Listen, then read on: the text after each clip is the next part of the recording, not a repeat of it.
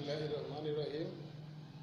প্রিয় ছাত্রছাত্রীরা, তোমরা নিশ্চয়ই ভালো আছো, আমরাও ভালো আছি। যে যেখানে আছে ভালো থাকো, থাকো। আজকে আমাদের অনলাইন ক্লাস। আজকে আমরা বাংলা দ্বিতীয় পত্রের উপর অষ্টম শ্রেণী বাংলা দ্বিতীয় পত্রের উপরে একটা ক্লাস করব। বিরাম চিহ্নের উপর, বিরাম চিহ্ন, অষ্টম শ্রেণী বাংলা দ্বিতীয় পত্র বিরাম চিহ্ন ওর একটা ক্লাস করব। যেমন মানুষ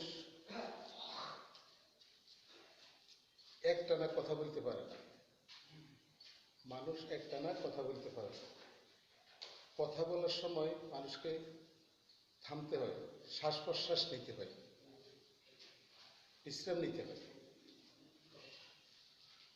আর একজন আমি কথা বলছি, সেটা শ্রোতার উদ্দেশ্যে, আরেকজনের উদ্দেশ্যে, যার উদ্দেশ্যে আমি কথাটা বলছি, আমার কথাটা সেও শুনতে হবে, বুঝতে হবে, ওই সময়টাও দিতে হবে।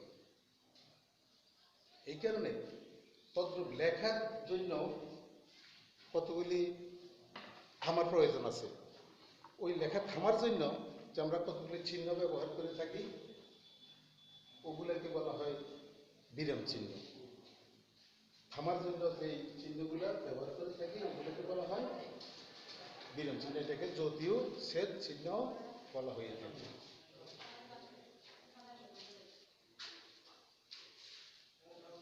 এখন আমি বিষয়টা একটা উদাহরণের সাহায্যে বলতেছি।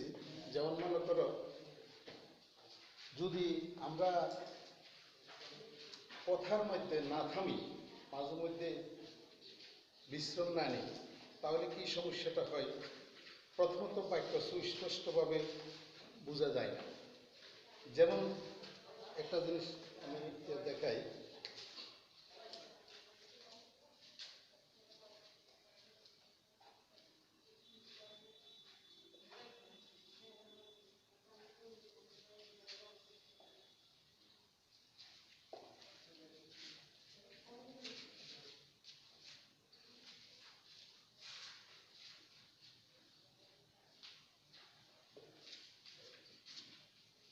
এখানে কোনো যদি বিরাম চিহ্ন ছাড়া আমি একটা বাক্য লিখলাম যে এখানে পা রাখবে না, রাখলে জরিমানা দিতে হবে।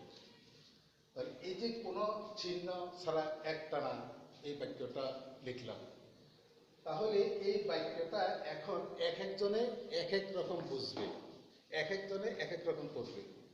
যেমন মনে করো, এই যে আমি পড়লাম এখানে পা রাখবে, না রাখলে জরিমানা দিতে হবে। আরেকজনে পড়ল এখানে পা রাখবে না, রাখলে জরিমানা দিতে হবে। কিন্তু এখন বাক্যের অর্থটা ঠিক দুই রকম হয়ে দাঁড়াইল না? দুই রকম হয়ে দাঁড়াইছে। এখানে লেখার যে উদ্দেশ্য, ওই উদ্দেশ্য হয়তো যে এখানে পা রাখবে না, যদি রাখো, রাখলে জরিমানা দিতে হবে। তাহলে এই লেখাটা যে আমরা এখানে থামতে হবে, এখানে পা রাখবে না, এই থামার জন্য আমরা এখানে একটা চিহ্ন ব্যবহার করতে হবে। এইখানে একটা চিহ্ন দিলাম, কমা চিহ্ন। এই চিহ্নটাকে বলা হয় বিরাম চিহ্ন। এখানে পা রাখবে না, রাখলে জরিমানা দিতে হবে। এই তাহলে এখন এখানে পা রাখবে না, রাখলে জরিমানা দিতে হবে। তাইলে এখন এই বাক্যটা আমাদের কাছে সুস্পষ্ট। এই শুধুমাত্র আমরা এখানে একটা বিরতি নেওয়ার কারণে এবং একটা লেখাতে একটা চিহ্ন দেওয়ার কারণে। আসো, এই যে এখানে এখন আমরা লেখার মাধ্যমে কতগুলি চিহ্ন দিয়ে থাকি। যেমন এই চিহ্নগুলো আছে যে সাংকেতিক চিহ্ন আর কি, এটাকে বিরাম চিহ্ন বলে। যেমন কমা, কমা, এই যে এই কমাটা হচ্ছে এই কমা। এই বাক্যের মাঝে যেটা দিতে আর কি সেমিকোলন, সেমিকোলন, এই সেমিকোলনের চিহ্ন এই। তারপরে দাঁড়ে, দাঁড়ি মানে যেখানে পূর্ণ বিরতি নিতে হয়, এই দাঁড়ি। তারপরে জিজ্ঞাসা চিহ্ন, যেটাকে আমরা প্রশ্নবোধক বাক্য বলি আর কি, জিজ্ঞাসা চিহ্ন, এই জিজ্ঞাসা চিহ্ন। তার বিস্ময় চিহ্ন, মানে যে কোনো একটা কিছু শুনলে যখন আমরা মানে আশ্চর্যান্বিত হয়ে পড়ি, মানে হঠাৎ করে যেমন বাহ আমরা খেলা জয়লাভ করেছি, এই ধরনের বাক্যে এটা বিস্ময় চিহ্ন এই ব্যবহার করতে হয়। তারপরে কোলন, এই এরপরে আছে কোলন ড্যাশ, কোলন ড্যাশ। তারপরে ড্যাশ, এই এরপরে আছে হাইফেন। তার উদ্ধরণ চিহ্ন, উদ্ধরণ চিহ্ন, উদ্ধরণ চিহ্ন হলো যে মনে করো আমি একটা কথা বলতেছি, আমি বলতেছি কিন্তু আমার বলার ভিতরে আমি আরেকটা বললাম, যে আমি বলতেছি যে শিক্ষক বলেন পৃথিবী গোলাকার, শিক্ষক বলেন পৃথিবী গোলাকার। এখন আমি কথাটা আমি বলতেছি কিন্তু কার কথা বলতেছি? শিক্ষকের কথা। শিক্ষক বলেন পৃথিবী গোলাকার, এই কারণে এই শিক্ষক যেটা বলছেন অন্যের কথা আমি প্রকাশ করতেছি, তাহলে এটা একটা উদাহরণ চিহ্নের মধ্যে দিতে হয়, এই উদাহরণ চিহ্ন। তারপর আছে বন্ধনী, বন্ধনী, বন্ধনীগুলা বিশেষ করে গণিতে ব্যবহার করা হয়, যেমন প্রথম বন্ধনী, দ্বিতীয় বন্ধনী, তৃতীয় বন্ধনী, এইভাবে গণিতে ব্যবহার করা হয় এই বন্ধনী চিহ্নগুলি। এই প্রথম বন্ধনী, দ্বিতীয় বন্ধনী, তৃতীয় বন্ধনী। তারপরে বিকল্প চিহ্ন, আমরা মনে করো গুড় অথবা চিনি, তাহলে এই যে আমরা লিখি গুড় চিনি, এখানে এই চিহ্নটা হচ্ছে বিকল্প চিহ্ন, এই চিহ্নটা হচ্ছে বিকল্প চিহ্ন, মানে গুড়ের বিকল্প চিনি, গুড় অথবা চিনি, তাহলে এই হলো বিকল্প চিহ্ন। তারপর লোভ চিহ্ন, আমরা মনে করো হয়তো একটা জিনিস লোভ পাই, অনেক সময় আমরা 2-3 মানে এভাবে লিখি 2-3, কিন্তু এভাবে না লিখি এটাকে বলা হয় লোভ চিহ্ন, লোভ চিহ্ন। এই যে এই চিহ্নগুলা আমরা যথাযথ ব্যবহার করতে হবে, যথাযথ ব্যবহার করলে তখন আমরা এই বাক্য সুস্পষ্টভাবে আমরা বুঝতে পারবো এবং বাক্যের সৌন্দর্য বৃদ্ধি পাবে, যে বলবে তার কাছেও বলাটা সহজ হবে এবং যে বুঝবে তার জন্য বোঝাটা সহজ হবে। এখন আমরা আজকে বিশেষ করে আমরা কমা, সেমিকোলন,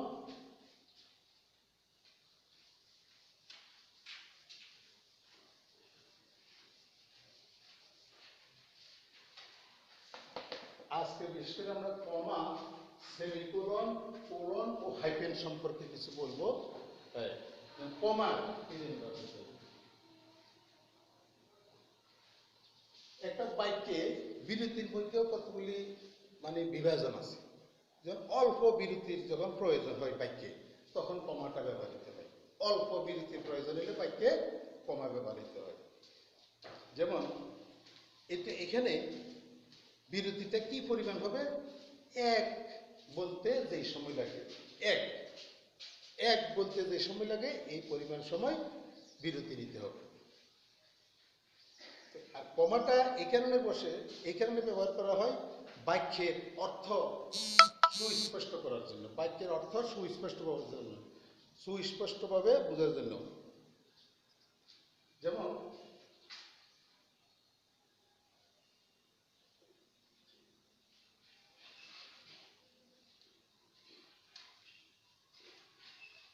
তুমি যাবে না যাবে না, যদি এখানে আমরা এই যে বিরাম চিহ্নগুলো ব্যবহার না করতাম তাহলে তুমি যাবে না যাবে না, মানে ব্যাপারটা উদ্দীর্ঘ তো বোঝা যেত না, কথাটা শ্রোতা সহজে বুঝতে পারত না। এই কারণে মানে বাক্যের অর্থ সুস্পষ্টভাবে বোঝার জন্য কমা ব্যবহৃত হয়। আবার বাক্যে সম্বোধনের পর, হ্যাঁ, যেমন আমি বলছি, হে ঋতু পড়তে বসো, ঋতু পড়তে বসো।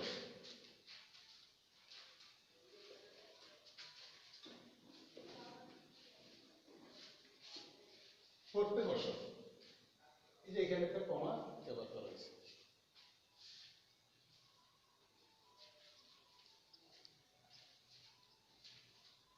আচ্ছা, আরেকটা আছে, একই পদের একাধিক শব্দ যদি পাশাপাশি ব্যবহার হয়।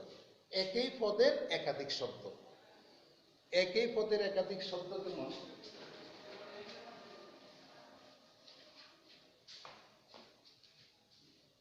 একই পদের একাধিক শব্দ, যেমন বিশেষ্য, পদ্মা, মেঘনা, যমুনা, এইগুলা একই পদ, একই পদ একাধিক শব্দ। পদ্মা, মেঘনা, যমুনা, বুড়িগঙ্গা, দলেশ্বরী, এই ধরনের আমরা যদি একই পদের একাধিক শব্দ কোথাও ব্যবহার করি তাহলে সেখানে কমা বসাইতে পারি। তারপরে বিশেষণ,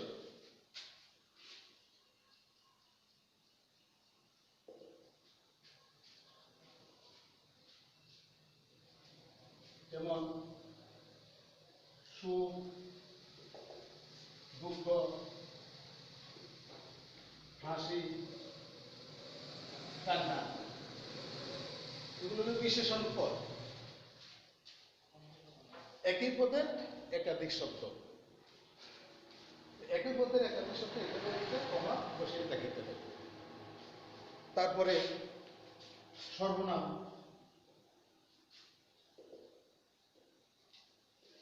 আমি, তুমি, সে, আমি, তুমি, সে, এগুলো সর্বনাম পদ, একই পদ। তাহলে এগুলা আমরা কমার দ্বারা কমা দিতে হয়।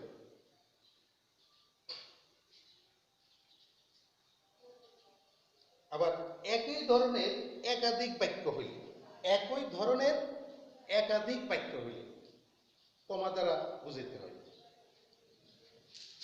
একই ধরনের একাধিক বাক্য যেমন যেমন একই ধরনের একাধিক বাক্য, যেমন সে স্কুলে গেল, সে স্কুলে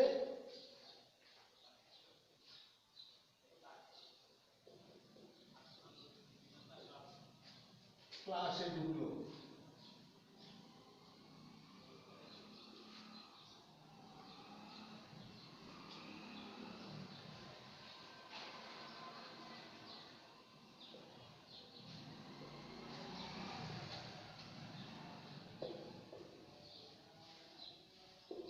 সে স্কুলে গেল, ক্লাসে ঢুকলো, তারপর বেরিয়ে গেল।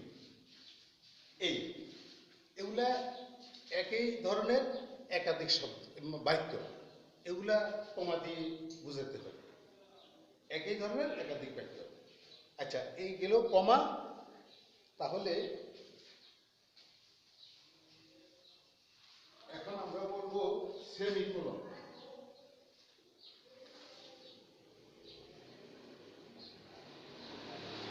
এই সেমিকোলন চিহ্নটা এখানে দেখা দিয়েছে, এটা সেমিকোলনটা কখন ব্যবহার করা হয়? সেমিকোলন কখন ব্যবহার করা হয়? একাধিক বাক্যের মধ্যে যদি নিকট সম্পর্ক থাকে তাহলে যোগসূত্র রক্ষার জন্য সেমিকোলন শব্দটি ব্যবহার করতে হয়। আমি আবার বলছি, একাধিক বাক্যের মধ্যে নিকট সম্পর্ক থাকলে যোগসূত্র রক্ষার জন্য সেমিকোলন চিহ্নটি ব্যবহার করতে হয়।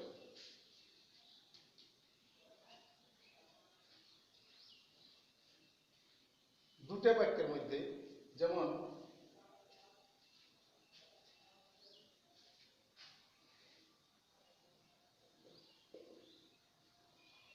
দিনটা ভালো নয়।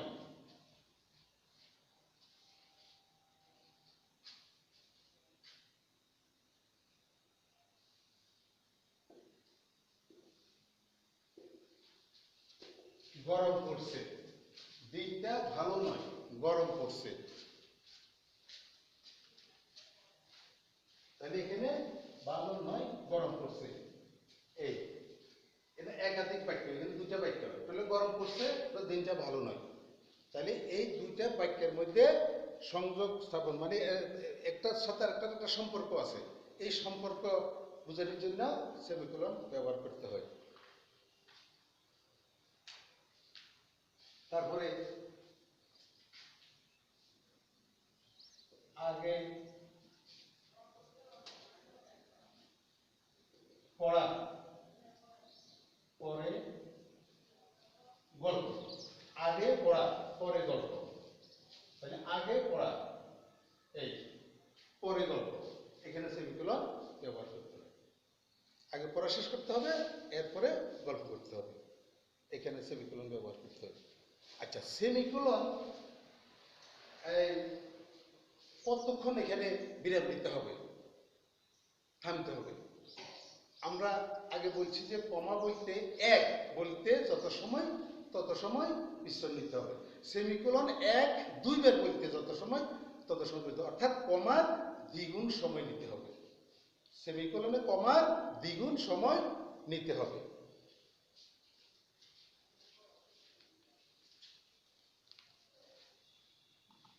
আচ্ছা, এরপরে কোলন।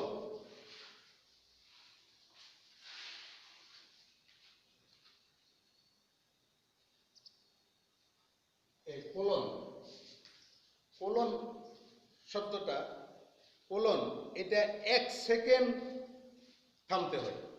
কোলন শব্দটা 1 সেকেন্ড থামতে হয়।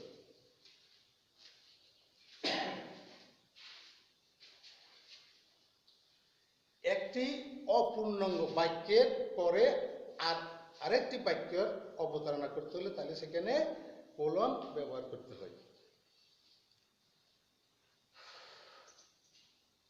একটি বাক্যের অপূর্ণ বাক্যের পরে যদি আরেকটা বাক্যের অবতারণা করতে হয় সেখানে আমরা কোলন ব্যবহার করতে হবে।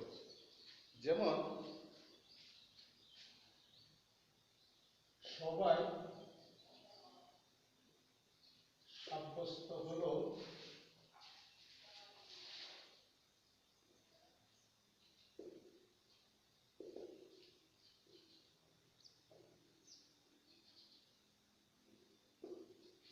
সবাই সাব্যস্ত হলো, 1 বছর পর নির্বাচন হবে, এখানে কোলন ব্যবহার করতে হবে।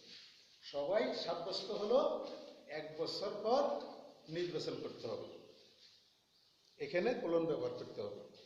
তারপরে কোনো একটা জিনিসের উদাহরণ দিতে গেলে যেমন আমরা বলি পদ, বর্ণ দুই প্রকার, স্বরবর্ণ বর্ণ দুই প্রকার, এই যে বর্ণ দু প্রকার, এইখানে কোলন ব্যবহার করতে হবে। যেমন স্বরবর্ণ এবং ব্যঞ্জন বর্ণ, তাহলে এখানে কোলন ব্যবহার করতে হবে।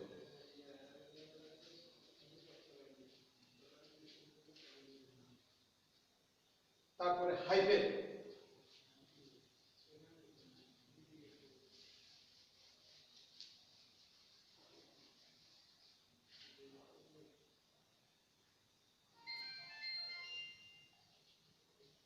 হাইফেন, এই যে হাইফেনটা কিভাবে চিহ্ন সেটা আগে দেখেছি।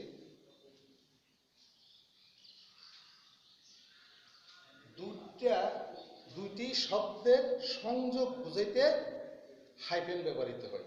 দুটো শব্দের সংযোগ বুঝাইতে হাইফেন ব্যবহৃত হয়। যেমন মা বাবা, দুইটা শব্দের সংযোগ। অথবা এই যে একটা সমাজবদ্ধ শব্দ আছে, এই সমাজবদ্ধ শব্দকে বিচ্ছিন্ন করে বোঝানোর জন্য হাইফেন ব্যবহার করা হয়। সমাজবদ্ধ শব্দকে বিচ্ছিন্ন করে বোঝানোর জন্য হাইফেন ব্যবহার করা হয়।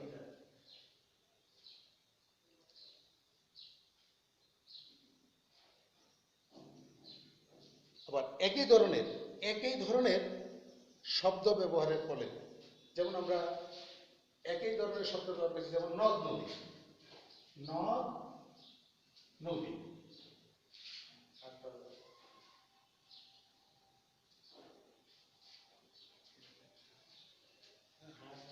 একই ধরনের শব্দ ব্যবহারের ক্ষেত্রে হাইফেন ব্যবহার করতে হবে। তো যাক, আজকে আমাদের কমা, সেমিকোলন, কোলন এবং হাইফেন এগুলো সম্পর্কে আলোচনা করছি, ইডিয়ম চিহ্ন সম্পর্কে আলোচনা করছি।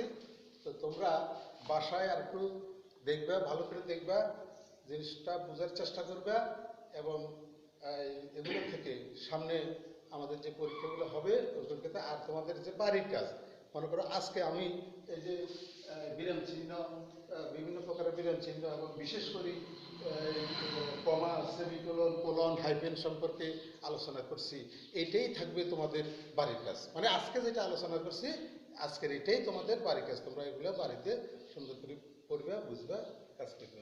ধন্যবাদ সবাই।